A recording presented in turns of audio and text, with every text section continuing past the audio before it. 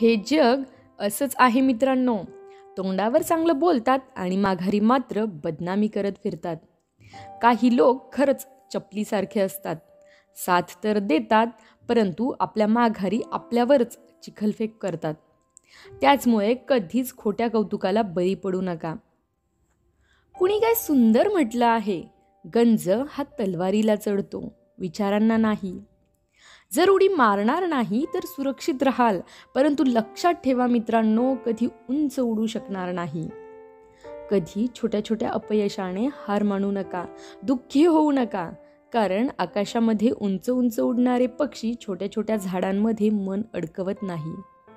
काही लोक जिकडची हवा असते तिकडेच चालू लागतात. ते हे समजत नाही की ते काम त्यांच्यासाठी कचऱ्यासारखं आहे आणि असं कचऱ्यासारखं उडून कधीच कुणाची ओळख बनत नाही. घरातल्यांनी तुम्हाला एक नाव दिलं आहे, परंतु हे लक्षात ठेवा की या नावाची ओळख तुम्हाला स्वतःच्या जोरावर बनवावी लागेल.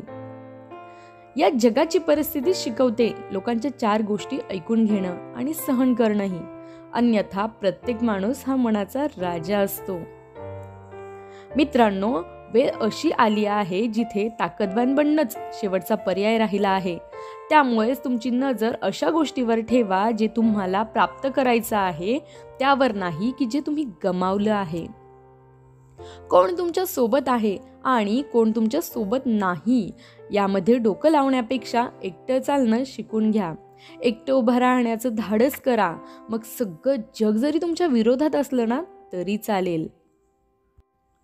मित्रांनो, एकटं असणं आणि त्यात एकटं रडणं या गोष्टी माणसाला नेहमी आतून मजबूत बनवत असतात. असं म्हणतात, अपेक्षा कितीही मोठ्या असल्या तरी चालेल, परंतु त्यांना पूर्ण करण्यासाठी मनातून जिद्द मात्र असायला हवी. प्रत्येक माणूस कोणत्या ना कोणत्या क्षेत्रात जिनियस असतो, परंतु कुणाला ते लवकर लक्षात येतं तर कुणाला ती गोष्ट उशिरा लक्षात येते. शेवटी हे नक्कीच सांगेल मित्रांनो, जेव्हा केव्हा तुमची जिद्द आकाशाला भिडेल तेव्हा लक्षात ठेवा, तुमचे पंख कापायला कुणी ना कुणी नक्की येईल. त्यामुळे तुम्ही निगेटिव्ह लोकांपासून दूर राहायला हवं. जे प्रवासाची सुरुवात करतात ते ध्येय देखील प्राप्त करतात, कारण चांगल्या लोकांची तर रस्ते देखील वाट पाहत असतात.